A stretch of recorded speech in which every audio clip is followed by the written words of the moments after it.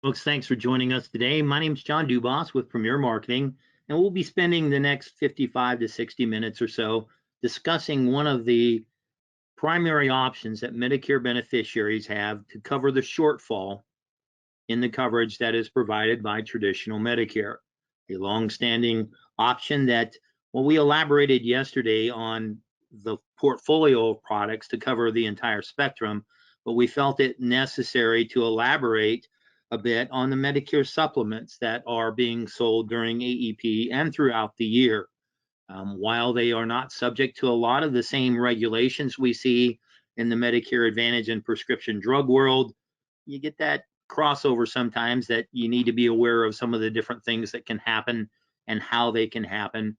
But we need that background on the Medicare supplements to make certain that we understand the concept entirely. Folks on this call recognizing some of the names, that's kind of a moot point, but it gives us then the opportunity to make certain that we are working within that section of coverage for the beneficiaries that we visit with to help them with information that gives them the best option they have in their market in this area.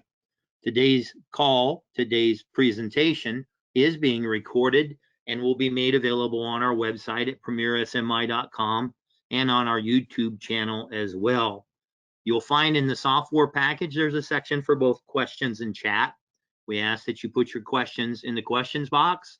We find that we address most of them through the course of the presentation, but we will check to make certain that we get you the answers you need to get full value out of your participation in this presentation.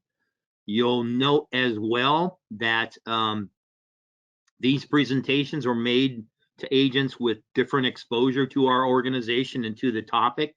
So in some areas, they may appear a bit generic or really simple. In other areas, they may be, well, gee, I didn't know that. But we're trying to make certain that we can provide information to agents with different experience and make certain that everyone will profit from the review of certain pieces as well.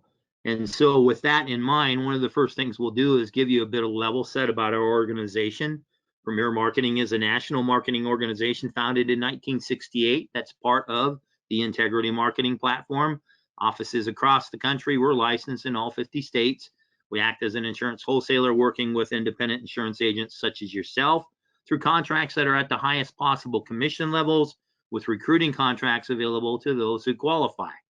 We do so through a full portfolio of products aimed at our target market, and it includes the base Medicare programs for the medical needs of our prospects and clients, including Medicare Advantage and PDP programs, the prescription drug plans, but specifically also the Medicare supplements that we are to speak of today. We do also offer a full portfolio of life insurance and annuity products, including final expense life insurance and pre-need plans. We also offer long and short-term care products, disability income programs, and ancillary benefits, which fill specific needs in the portfolio and are of a great help when we work in the Medicare supplement arena, because many of these benefits may be part of an embedded benefit in a Medicare Advantage plan and is an add-on for many of the Medicare supplement programs. And they include the dental, vision, hearing programs, critical illness cancer plans, hospital indemnity programs, accident plans, and even telehealth programs are available. When we look at Medicare Advantage plans with our organization, you have the national carriers and many of the strong regionals that make a difference for you in your market.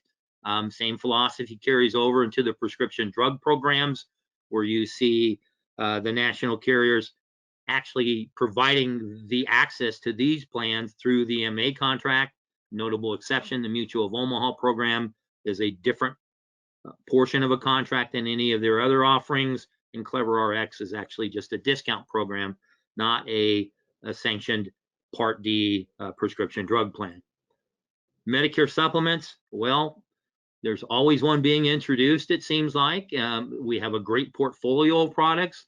These are areas that we really feel suit the needs of prospects that in their best interest in many circumstances, and having a broad portfolio of these products allow you to do discussions not only based on premium, but also on different plan types and availability in your particular target market. So we have the programs put in place to help you be successful in this area, including a choice of carriers and the benefits that come with working with many of these companies that have great systems in play to help us be successful as well. Those ancillary products I referred to earlier, well, you'll see a number of these come into play when you deal in the Medicare supplement arena, particularly with dental vision hearing programs.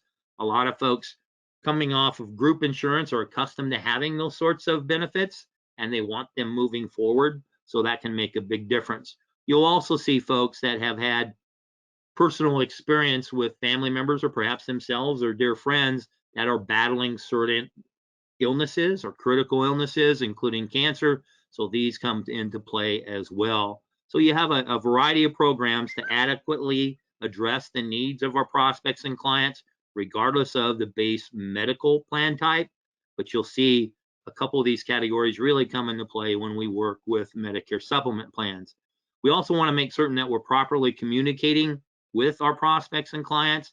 And well, this screenshot's getting a little old now. I really probably need to update it. But when I pulled this off of the CMS website, gee, there are 4,420 acronyms.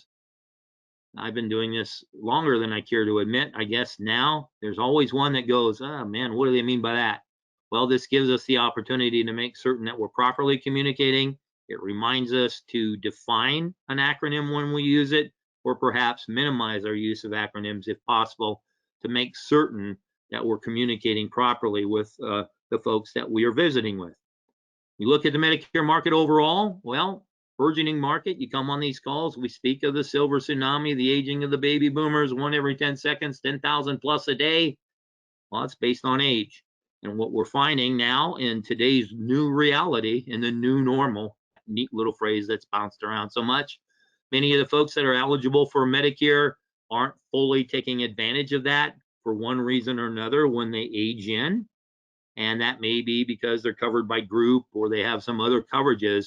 But that number that kind of whittles down that overall market is more than made up for by the percentage of folks that are under the age of 65 and accessing Medicare because of a disability. So we see a little bit of a difference in some of the numbers. And when we deal with that under 65 market, depending upon the state in which you're marketing, well, they may not have a lot of alternatives to deal with their present condition in states because of regulations and other things we'll get into. So we need to be aware of the overall stage of when someone ages into a Medicare and what all is available to them through the Medicare supplement payment system. And we'll talk about that in greater detail in a second.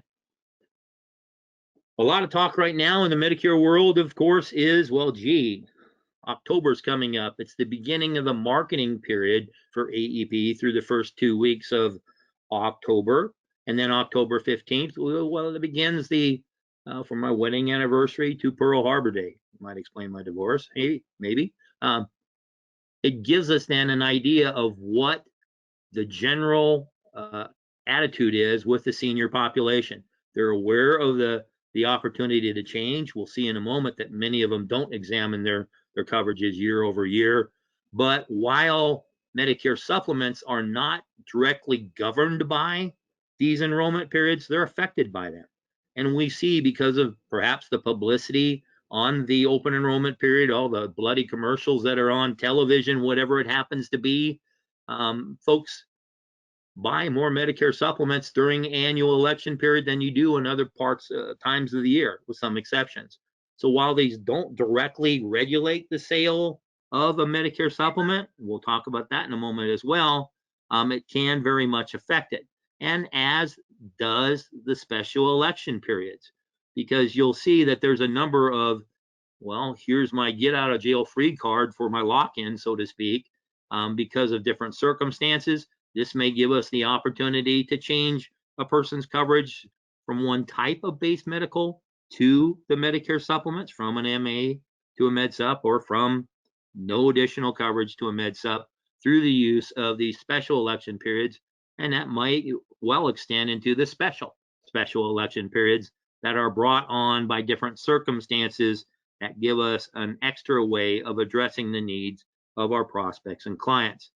I mentioned before, you've got a whole bunch of people on Medicare that aren't looking at their coverages year to year. It's the whole, let's follow the path in the pasture, not break off and do something different. We have a comfort level with our current choice, be it the best deal, best with finger quotes working, that's out there or not. And it doesn't matter what type of base medical coverage they have. They're not examining it year over year. I think we'll see a little bit more of that this year, where people will look at some of the different options they have because of exposure through television, a lot of publicity that's out there. It gives us an opportunity to market year round based on the fact a lot of folks aren't looking at their coverage during an open enrollment period. And there are some things we can still do to address the needs, as we talked about with the special election periods. Traditional Medicare, 73% aren't looking at their coverage year over year, according to, this is the latest, believe it or not, detailing available from Kaiser Family Foundation. So it gives us a grand opportunity to look at things throughout the year. The question is, how do we get in front of them? That same mindset carries over into prescription drug programs, where standalone drug plan enrollees, these are generally the folks that have a med sup that pick up the plan for their medications. Look at that, almost 3/4 of them aren't looking at their plans year over year. We find that a lot of agents that are working in the Medicare supplement arena don't necessarily like the fact that they have to do annual certifications to offer these programs, and that they are part of a contracting process that may include Medicare Advantage plans. But if you're targeting the entire Medicare beneficiary database, in a manner of speaking, you need to cover both sides of it. Today's conversation is placed on Medicare supplements. However, that inevitably brings up the discussion of what can you do about my medication cost? And that's a different regulatory compliance type of approach that we will discuss in a moment as well. There's a ton of information out there for the beneficiaries. The government puts out all sorts of resources to help people, doing some things electronically with the Medicare and You book. There are still folks that receive it through the mail. You have apps out there that they can check to make certain that, well, gee, how is this covered? What's the definition of this? I'll go on the internet. I'll look at different things that are out there to help educate myself. Well, these tools are out there. They're just not being used. So what we need is to make certain that we have not only the carriers, but the technology that's necessary to deliver upon the information a person needs to make an informed decision. And sometimes that can include becoming a bit of a hybrid. We have a lot of folks now that are working in the insurance world that are doing it entirely on a virtual basis, Zoom calls or whatever it happens to be, with the exchange of information. And then, of course, a lot of times when you get into some of the older population, they aren't responding to that type of outreach. They want somebody to sit across the kitchen table from them still in order to do an enrollment. It doesn't have to be paper anymore. A whole bunch of the electronic stuff, they're accustomed to, the population's accustomed to doing a signature electronically and some of the other things.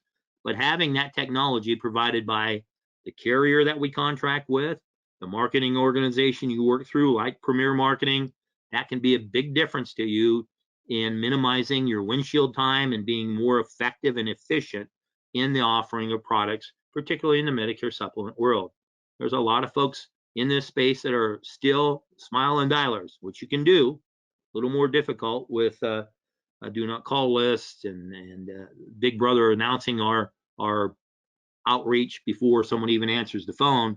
But there are folks that still respond to that, and it is compliant in the Medicare supplement world.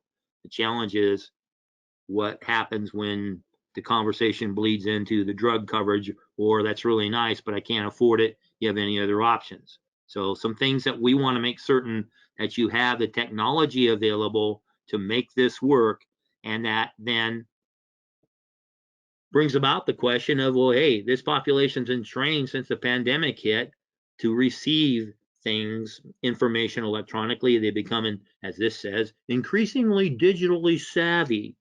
And a lot of that's because, hey, we couldn't go see the doctor. Those were all virtual appointments. Same with specialists. You saw some of the pre-work for a hospital admission being done digitally.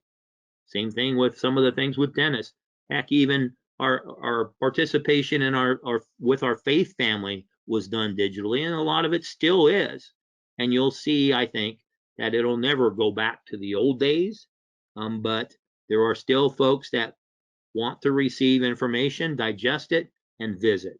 So some of the things we have is an opportunity to take advantage of a population that didn't come out right. We're not taking advantage of it. What we're doing is leveraging ways of sending out the information so the folks can do their due diligence and we can help them in that decision-making process. So when we talk about selling Medicare supplements and AEP and all year round, we titled that simply because, hey, you can sell them year round. There are different ways of doing things that we'll go into in greater detail in a moment. But while there's a greater spotlight put on choices during annual election period, and it may affect change in the Medicare supplement arena, there are opportunities year round, and we want to make certain that some of the things that we're doing now may set up future activity one way or another, cross-selling or additional selling opportunities in our space now. Well, gee, I pay annually. It doesn't renew until this time. I don't want to mess with that. I don't want to worry about having to get my money back.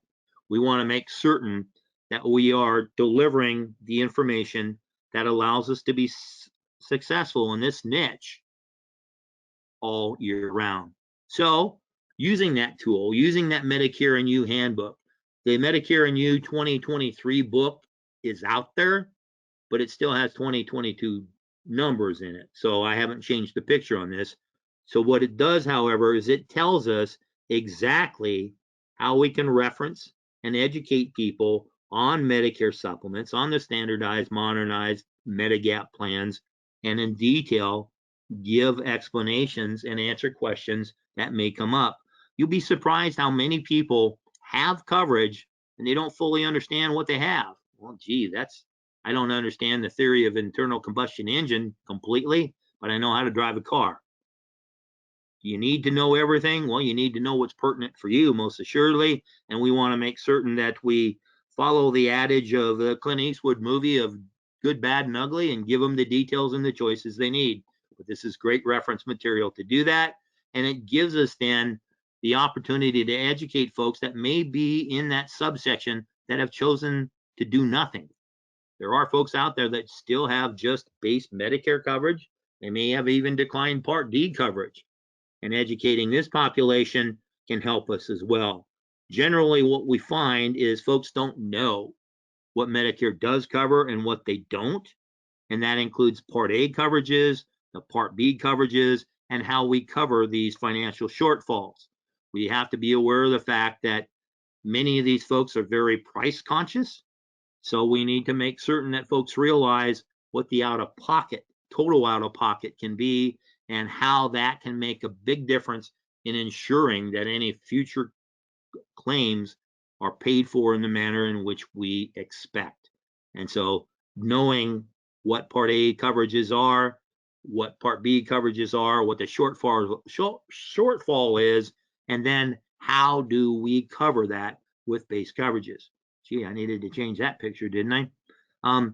That also gives us the opportunity to go into the page that says what's not covered by Part A and Part B, because folks will do the old Tony Randall on The Odd Couple and assume things. And some of the things that they're used to receiving through group coverage or assume that Medicare covers is not. And this is part of that overall explanation of here's your Medicare coverage. This is how we're going to cover it with a Med Sup. We need to be aware of some of these other things that aren't covered by either type of coverage and how we can discuss them either now, because you don't need a scope of appointment if you're selling just Med Sup. If you go into the thing with PDP programs, you got a different animal there, but it gives us then the opportunity to set up health adjunct sales during that same appointment. But we can do a bunch of things with dental vision hearing. We can address some of the fact finding for long-term care for an additional visit to make certain that we're addressing that need according to their pocketbook and their expectations. So some different things that can come into play that through the proper visit with what a Medicare supplement can and cannot do will set us up for additional benefits, additional benefit information, and appointments down the road for additional sales. And we do that simply because, as I've kind of referenced before, people have choices when they come on Medicare, and one choice is, am I going to do anything? I had an old sales manager many, many years ago with Prudential that said the decision to make a decision is a decision, and that's the truth. Some folks will decline Part B, some for legitimate reasons where they may be covered through group or another way that they can defer that coverage without penalty. Some will just pick up the A and B and ride that and self-insure for the financial shortfall within it, maybe pick up a Part D program to help them with medications. That same philosophy, however, carries over into the folks that are more of a traditional Medicare beneficiary, if you want to put it that way. I don't know if it's kind of aged out at this point in time, but these standardized, modernized med sups give them an opportunity to pay that premium, know what the coverages are going to be, and pick up a Part D for the drug plans as well. Some of that's predicated by income. We'll talk about that in a moment, but some of it is simply because they don't want to deal with a network, which is part of the Medicare Advantage programs where the benefits are rolled into one. You get a bunch of those lovely Joe Namath commercials. You know, we can put money back in your Social Security. We do this, we do that. Well, they kind of meld everything together and don't really explain that not all benefits are available in all areas, but it's going to bring up questions. And that gives us an opportunity to explain how different programs address that. And if that individual is really concerned with network or whatever other reason that the managed care programs are not a viable option for us, it gives us then the ammunition we need to visit about how Medigap covers a individual, to what extent, and if additional coverages are necessary, that's where we go into those ancillary benefits. What we've seen as folks are aging in or first taking advantage of their Medicare benefits, a couple of the organizations we work with, such as Deaf Research, has showed us how some of this has changed by the pandemic. Pre-pandemic, the last study they had in 2019 shows that it was a fairly even split between choices of the base coverages. Pandemic changed that a little bit, where the numbers are skewed a little more to Medicare Advantage, but we need to be aware of the audience and what they're looking for, and not just take the easy way out in a manner of speaking. We want to make certain that we're addressing the information our beneficiaries need and why these choices may be in their best interest. And so we have a lot of help with carriers and systems that allow us to do that with Medicare supplement programs. Because you'll see, well, in this study from Kaiser Family Foundation, 9 in 10 Medicare beneficiaries either had traditional Medicare with supplemental coverage or were enrolled in a Medicare Advantage plan.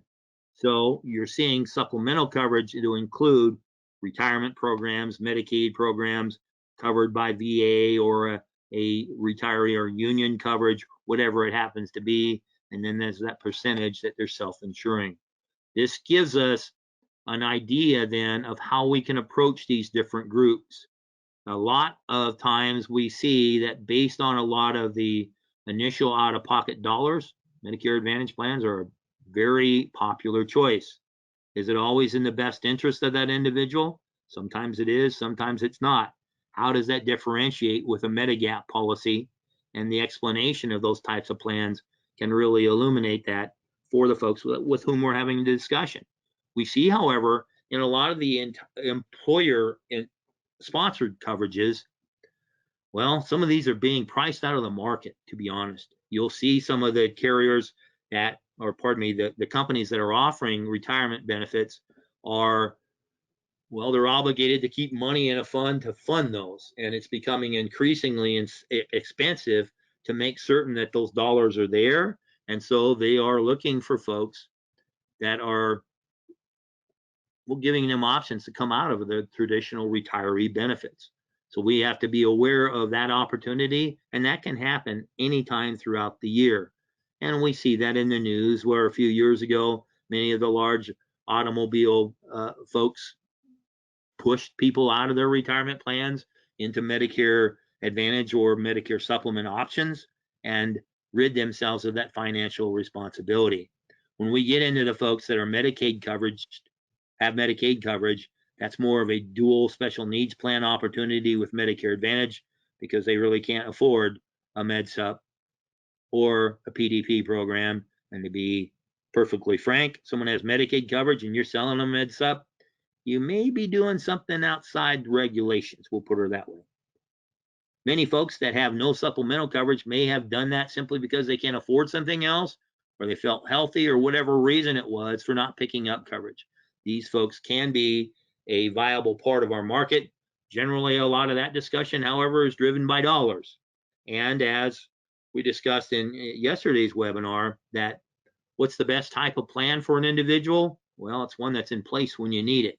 And if they don't have the dollars there and the policy's lapsed, we've got some challenges that we have to address. It also brings up to the point, of course, and then I've been beating this to death, that if someone takes a Medicare supplement plan out, you need the standalone Part D program to cover the medication coverages.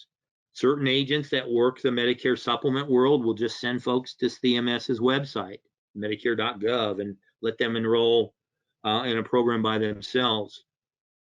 There's an old saying, Confucius says, many pebbles build a great wall. It does require work to make certain that you are contracted and certified to offer these programs, but you do so by adding a little additional revenue to your agency, of course, but you're serving that need of your prospecting client and you're closing a door to some of your competitors. So something that I would urge you to look into if you're not active in that market and you do sell Medicare supplements, because it can generate a little bit of revenue, additional marketing support from carriers and organizations that work with you.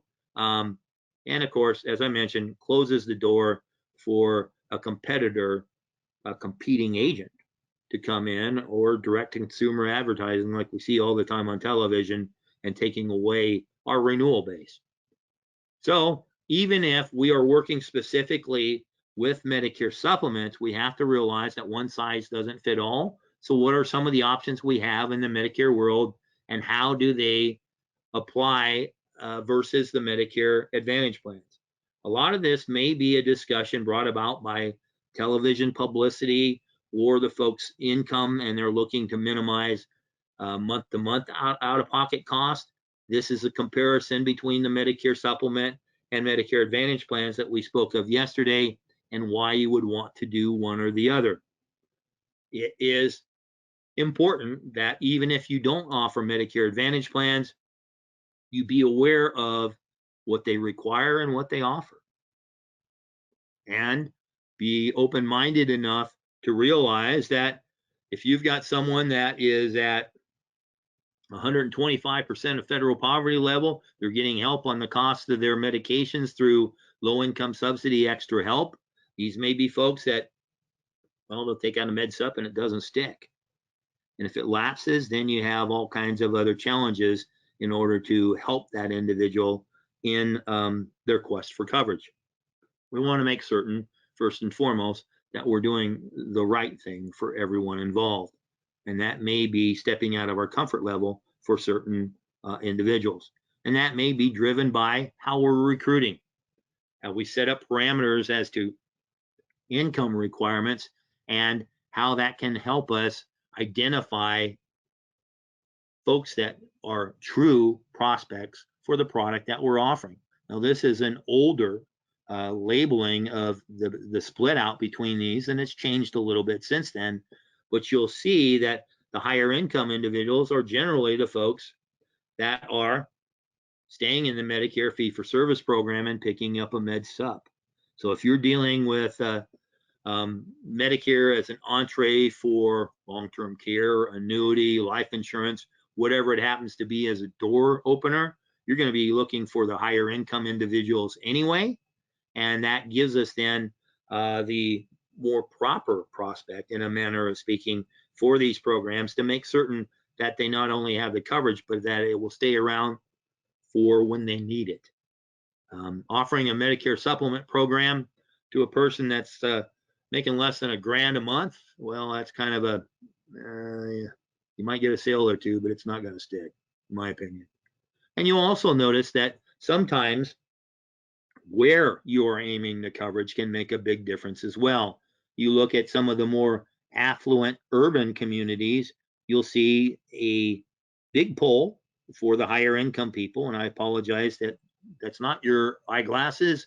That's the image being a little fuzzy. When I pulled it up, I expanded it, and it, well, you know how it works. But there are areas in this country, believe it or not, where Medicare Advantage plans aren't an option. Humana has the broadest footprint of MA plans across the country. They're available to 84% of the Medicare population, I believe, is the last number I saw. United Healthcare at 76%. You got 2 true national carriers. But gee, there's a percentage where they're not available. So some of these folks, and they tend to be in more rural areas because you need the network to make a Medicare Advantage program work. Well, you don't have some of those options in rural communities. So that may be a place of a true target for some of these things. You have to make certain, of course, that you're dealing with folks that can afford the program, but it's an area where PDP programs can be very valuable for you in helping people as a part of a marketing ploy, in a manner of speaking, to offer Medicare supplements on the other end. But it is an area where you don't have the pressure from Medicare Advantage plans. So something to consider in that circumstance. Our availability of plans did change with the MACRA legislation that was actually enacted in 2015 and didn't affect our Med Sups until a couple of years ago. It'll be 3 years, the 1st of January in 2023. But it dictates what plans an individual can purchase depending upon when they became active on Medicare. So folks that came active on Medicare after January 1st, 2020, well, the more comprehensive programs of Plan C and Plan F aren't available to them. It doesn't mean those plans went away, however. We talk a lot about the T65 market and how we pursue that. And gee, there are carriers that start to kick out information to folks at 63 and a half. Those folks don't have access to CNF, but that turning 65 population is a small portion of the entire Medicare market. And the folks that have had coverage prior to January 1st of 2020, they can still shop for CNF plans. So you may run into an individual that's 70 years old. He or she has suffered a couple of price increases with their current Medicare supplements, and they want to shop it. Well, you can compare them apples and apples to an F plan. You can speak to them of the joys of a G and how the premiums may be different.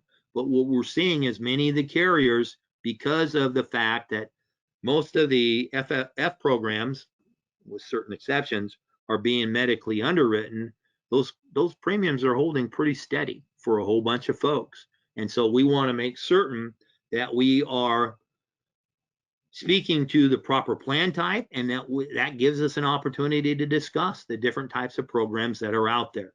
We see, however, that the standardization of these Medicare plans, for the most part, are universal across the country, but you have 3 states where their standardized benefits are different. So if you're marketing in Massachusetts, Minnesota, and Wisconsin, gee, that's almost another webinar by themselves to talk about how those programs are standardized and how we can address them. We don't do that today because I already have talked too long, but it does give us an opportunity to realize that even in states that follow a more standardized policy, they don't have to offer those insurance companies every Medigap plan that's out there. They generally have to offer that Plan A because that's the one that's available to the under 65 population at a big premium and little benefits if they offer any other Medigap policy in that state. And they have to continue to offer a C or an F in those states to take care of the folks that have made an option earlier. Boy, I must be hitting a semicolon instead of my P here. I apologize for that. But there are certain states where we have additional guarantee issue periods. and these may be dictated by the birthday month of the beneficiary or the anniversary month of when the policy was purchased. So depending upon the state, you have different regulations we have to follow and understand how some of it can work. And there are, of course, certain states that even though you can cold call for MedSups, certain states don't allow it. So we want to make certain that we're following the rules on the offering of these programs. We also want to be aware of the difference between an open enrollment and a guarantee issue. That open enrollment's a one-time only 6-month period where federal law allows you to buy any Medigap that's offered by a company in your state, and it starts the first month of which the individual is covered under Part B and you're 65 or older. During this period, they can't deny an individual the issuance of a Medigap policy or charge more for past or present health conditions. So this is an opportunity for us to help an individual get the coverage they like with the Medigap policy that they feel is best for them, and they don't go through medical underwriting. Great. What's the catch there as an agent? Well, you're not paid full commission on those policies, and you're not on some of the guarantee issue programs either. These are opportunities that people have to pick up a coverage because they've lost other health coverage for one reason or another, and the companies are required to offer that Medigap policy without underwriting. So a couple of different circumstances here where we'll run into this with T65s. We'll run into this in markets where you don't see it too much, but perhaps an AMA carrier has exited that market. So you have some different things that can come into play here. What we need to be aware of is the fact this does affect our commissions. We're not in this totally to be a social worker. We want to make a living at it, but it's important for us to note that different companies also pay different stipends according to these regulations. There are still a couple of companies that will pay commissions in these circumstances, but they're not everywhere across the country. They don't always offer that. So we want to be aware of not only the differences on how this affects our prospects and clients, but also how it affects us as agents. We also need to be made aware of the fact that, we've talked about this at the outset of this presentation, that you can sell these year round. It's a question then of, can we get the individual underwritten? If they have health circumstances, well, different companies will look at different health situations differently. And so we can do some field underwriting. It doesn't make much sense to offer a plan to an individual and we know we can't get it issued, but we want to make certain that we understand what it takes to sell these programs throughout the year. And that will include, in many circumstances, medical underwriting and how the company handles that post open enrollment or post guarantee issue. Well, that will vary from company to company. The plan type doesn't. The way of getting into that coverage can. And what you see is in many states outside of the open enrollment period, well, you've got some different areas that can make a big difference. You see a lot of them noted as birthday rule. Well, that's the month in which the person first got their coverage, first turned 65. And so in those states, you have that guarantee issue opportunity. You have in certain other states year-round open enrollment period. And what you'll find in a lot of these circumstances is not as many companies offer coverages in those states. You'll see some of the strong new entrants in the Medicare supplement world, when they speak of the footprint they have with their product, those aren't always some of the first states where those programs are available. So these rules can affect how a Medicare supplement is rolled out by different carriers and how they treat it once they're in that area. So something to be very aware of when you market in certain states. It's also important for us to note how an individual insurance carrier prices these Medicare supplements because they have different ways to rate them, 3 different ways. So they have the community rating, you have the issue age rating, you have the attained age rating. And this can affect not only the initial premium, but also how premium increases are laid out through the future of that program. And this is a nice reference piece to go through and help explain those differences. And you'll find on most of the quote engines, including one we'll demonstrate here very shortly, how that is labeled so you know the difference. There are a lot of reasons why people change coverages. These are the most common ones we see according to CMS as to why someone will change coverages.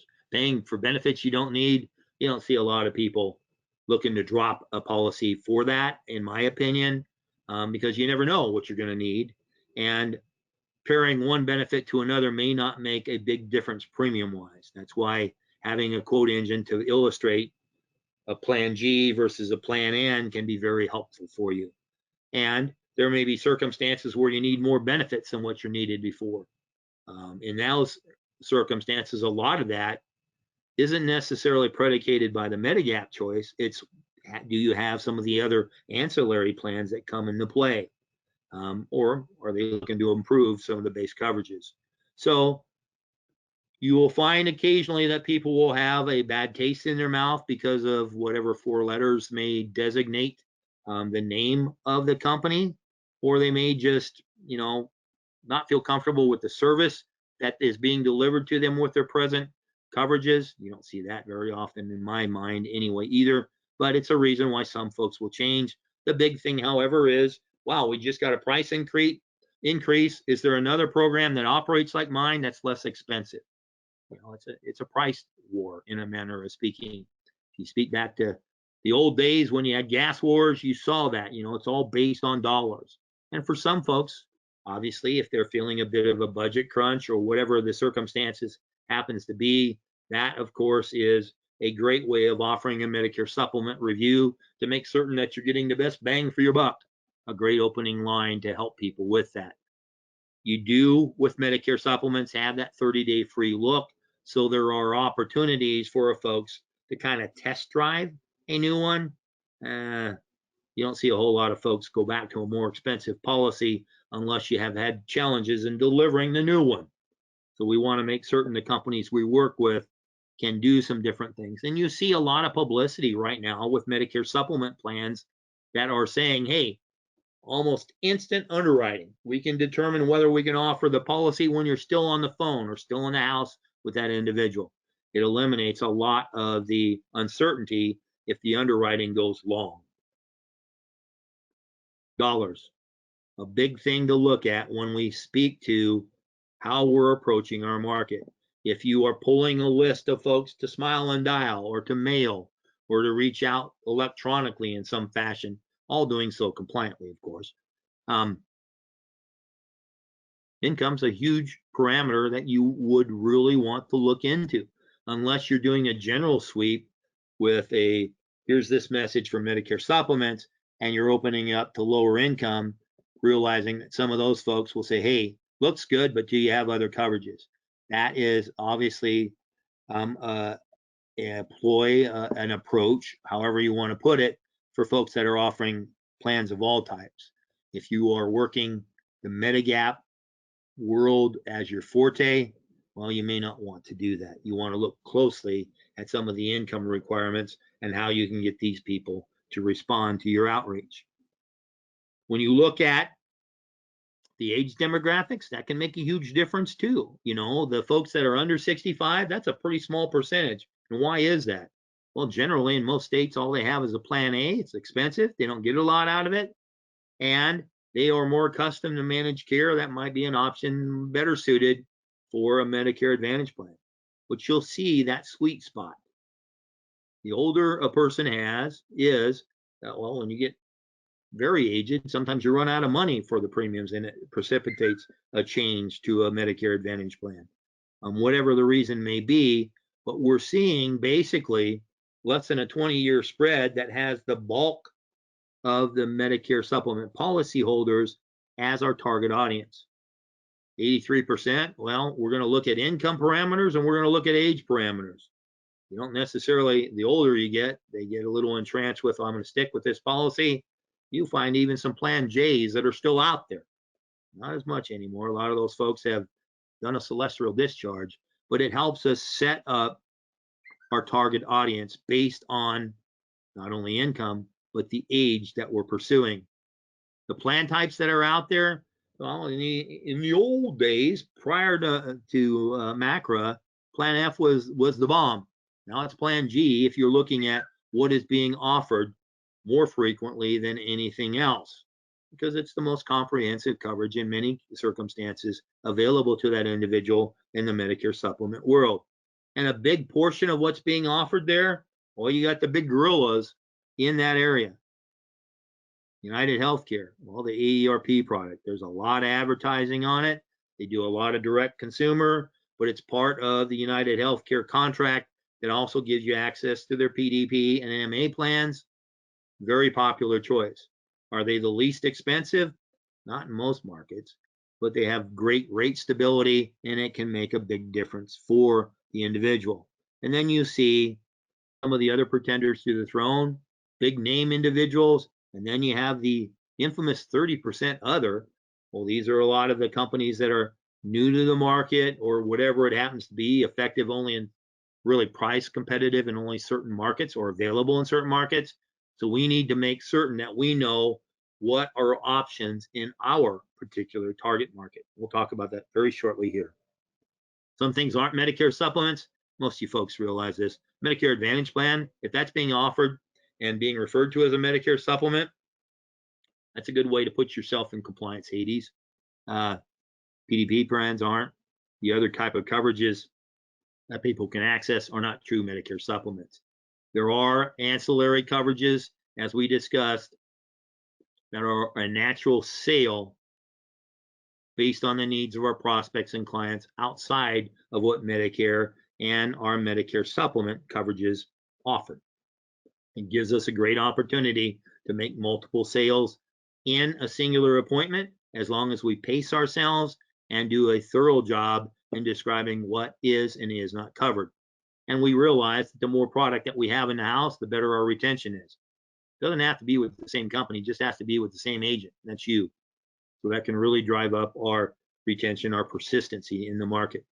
We also want to look at commissions and when we get paid. You'll see that a lot of the programs, both MA and Med Sup, have gone to lifetime renewals. They don't always tell you what the lifetime renewal is after a period of time. It can really shrink. However, Medicare Advantage plans being offered during AEP aren't paid until after the first of the year. Med Sups, well, they're generally paid upon issuance. So you can see a difference as to the cash flow to you and your agency as well. A true consideration, not just as to how we determine our target market, but how we can plan for the money's cash flow coming in and out. Ancillary programs, as we do those add-on sales, is a great way to add to revenue while we cover the specific needs of our prospects and clients.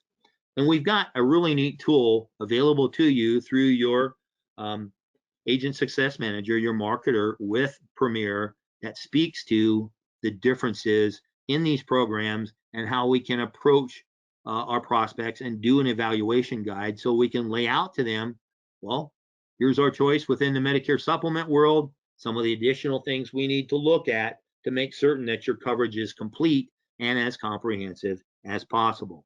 So you also have opportunities to do webinars or seminars in the public, and you have presentations put out there by the government that goes through and helps you with these explanations. It gives you the talking points, the sales track to follow, offered by CMS's National Training Program.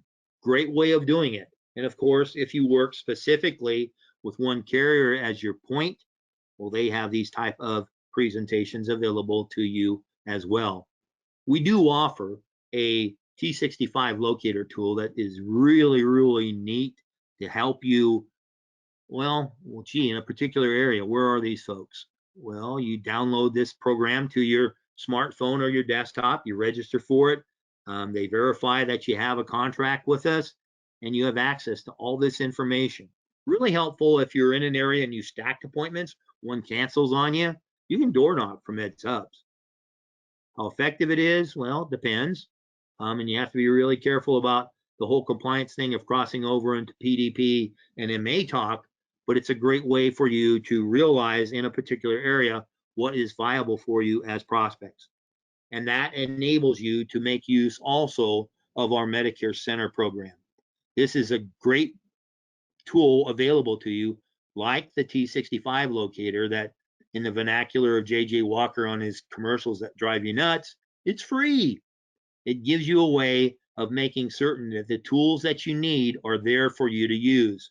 This is an older slide. I have an updated one in a little bit, but this also offers some really neat additional programs that have just been announced this last week and a half, where there are lead programs within there. You have storage capacity not only for the scope of appointment by different means, but also a way of storing the call recordings that are part of the program as well. Access to 3 quoting engines, including the CSG tool that we'll demonstrate here very shortly if I shut up and get onto it. As we go into this tool, it gives us, pardon me, an access to quoting Medicare supplements per a particular area. Many of you are very familiar with the CSG tool, most common tool out there in the market. Your access is available without cost through our organization. It gives you not only heat maps and other things that are available to help you market, but also ways of cross-selling, but enables you to do that complimentary Medicare supplement review to get the best bang for your Medicare dollar. That gives us then targeting information, a way of enrolling right on that site, and doing some different things that can make a difference for you in that area. So I want to, I'm bypassing going into Medicare Center and going directly into the tool because I've got 8 minutes here to finish up. When we look at that, it gives us then a whole bunch of opportunities with different products. But when we go into the Medicare supplement world, it gives us obviously the disclaimer to speak of that make us aware of the fact that, hey, when's that person coming on Medicare? And what programs are they available to, what plans are available for them in their area according by their age. So when we look at specifics, I mean, it's simple enough. I can do this, where we're looking at an individual to give them a quote. We're going to look at a non-tobacco using female, age 69. We'll make her effective the first of this coming month. We're not applying a household discount. That can make a big difference with a lot of these plans.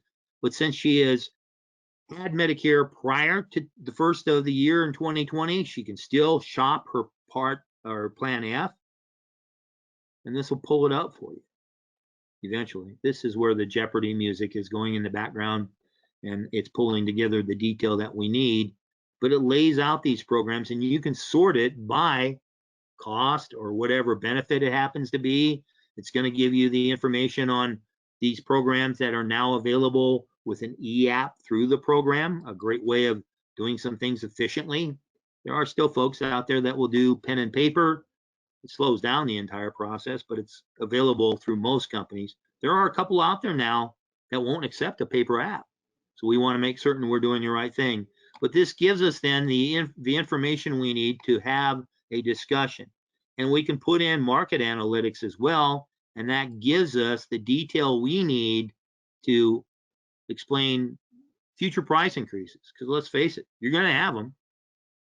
It's the way it works. It may be age band related. It may be through an increase for the market for the individual in these plans, because they can't just raise one person's premium.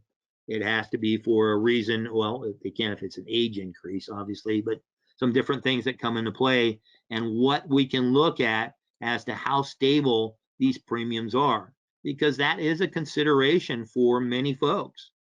And we want to make certain that they realize there are price increases that are coming. Some of the newer programs that are out there, that data may not be available as to what those percentages are in that particular market, but we want to make people aware of the fact that here's the premium, this is what we can expect. Hard discussion sometimes, but it can really make a difference for you in maintaining your book of business, being upfront with the folks. You're not the guy in the plaid jacket opening up and saying, hey, want to buy a watch? It gives you then the opportunity to go through and discuss these programs, and you can change things that, okay, we're doing this at age 69, but you're Your policy you pay on an annual basis doesn't renew until you're 70. How's this going to work? Well, we can adjust it. And it gives us the opportunity to download this information either in a PDF that we can share with our prospects and clients. But this is a great tool, an Excel formatted piece, and it'll lay out all of the prospect programs or all of the plan types for our reference with all the different carriers across the board. Let's do that really quickly, pardon me, and show you what I mean by that. It's a great way for you to be then aware of, okay, you're walking into the household, you're dealing with someone that's on an old Plan F. The rates have really gone up on it. We're looking at a current Plan F, the rates that are out there now, and how they are competitive or not. Should we look at other coverages? A lot of that, once again, we're dealing with dollars. How can people afford different things? So, boy, that's taking a while. I'm not gonna. It's a nice way of laying it out with different windows that tell you, well, here's what a Plan C would cost. Here's what a Plan F or a high deductible Plan F would cost, whatever it is in those circumstances. But it gives us the detail then to be aware of what premiums how they can vary according to plan type. Short plan demo there, but some of the other things you get by working with us here at Premier, we want to make certain that you can contract with these companies easily. There's only one MedSup carrier that requires certification. The others don't. So you don't have to worry about annual certification for the most part with MedSups. You obviously want to be aware of the changes year over year predicated by changes with base medical coverages. But many of these companies have a direct electronic link that allows us to contract you for different programs very quickly. This is also a great tool to use as an agent profile and pick up ancillary benefits. Well, I need to look at strong dental programs, DVH programs in my market. You can contract quickly with a couple, 2, 3 choices electronically and get through the process much more quickly. Before I have a question that popped up. Is there a way to use this tool, but it show only the companies I'm contracted with? Tina, yes. You can designate which companies you want to show, because you don't have to show everything, obviously. Why would you tease somebody with a Nightlife of Georgia when you don't offer Nightlife of Georgia? Yes, you can determine, I should say, which companies are being illustrated. A great way, and thank you for reminding me to mention that. Another question is, what plans do we use with CSG? Well, CSG has all of the programs in there that are available in a particular market. Depending upon the contracting arrangement your hierarchy has with CSG, it may not show everything that's available. But to answer the question that we had before, you may not want to show everything either. It has a broad selection of all of them. It's up to you then, well, which ones do I want to show? And you can suppress information should you choose to do so, or you can be wide open with it.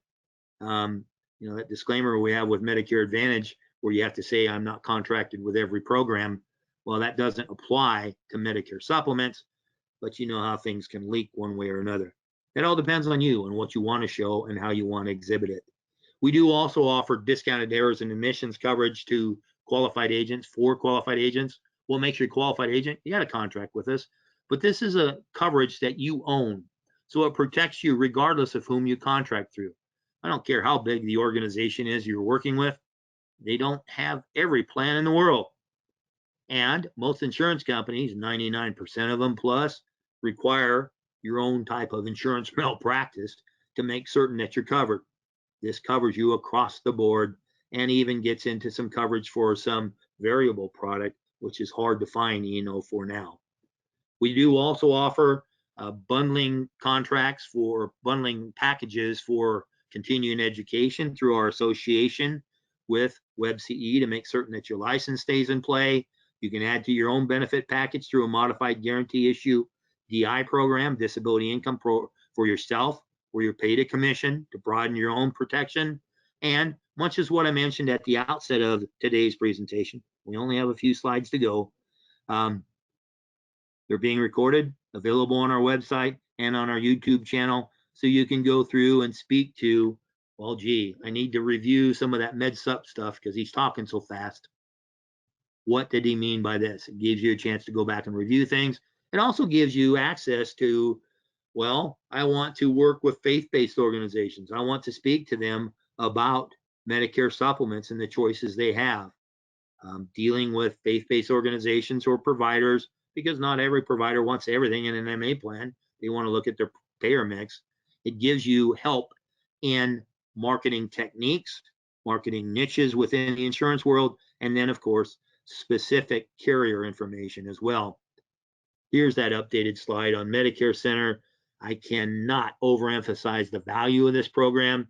The CRM that you have in there, particularly if you're doing year-over-year reviews with coverages that deal with medications, you got the opportunity to do it fairly simply.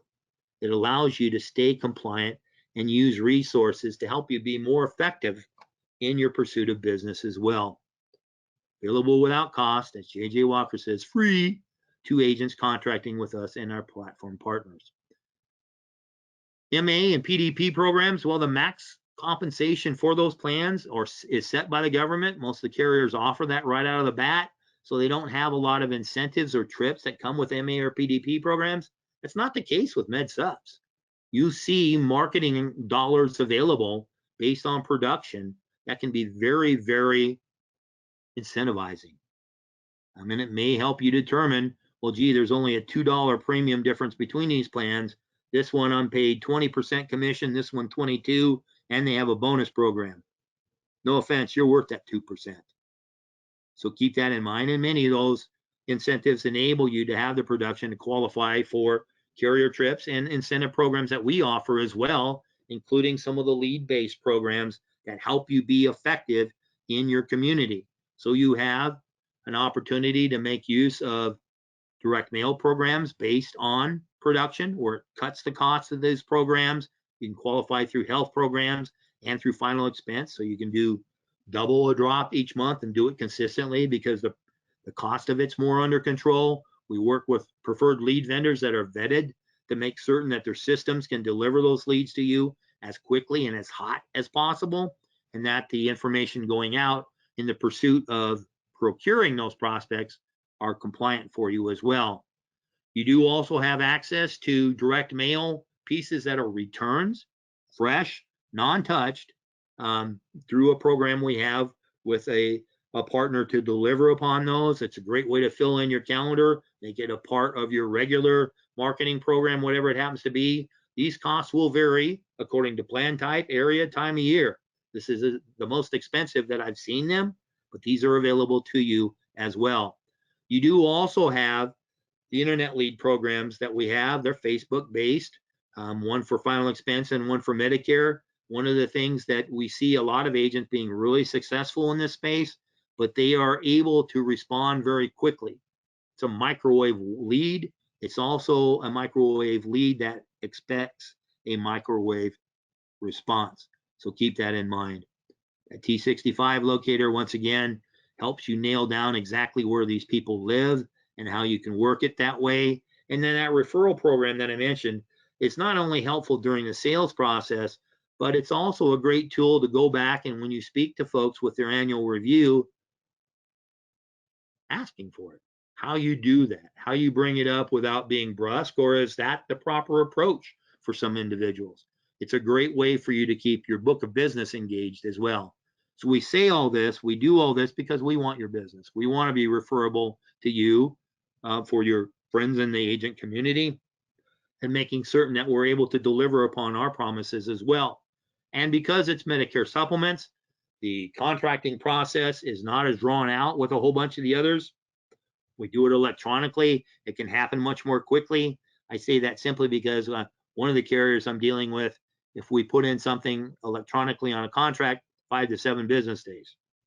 Put it in on paper, well, over 30 days. So it can be an immediate impact on your personal marketing plan depending upon how you use the heat maps and other things that are available through CSG, or if you have a target market in mind, how you can employ this very quickly. A great way for you to have that round to it button that eliminates that need to procrastinate.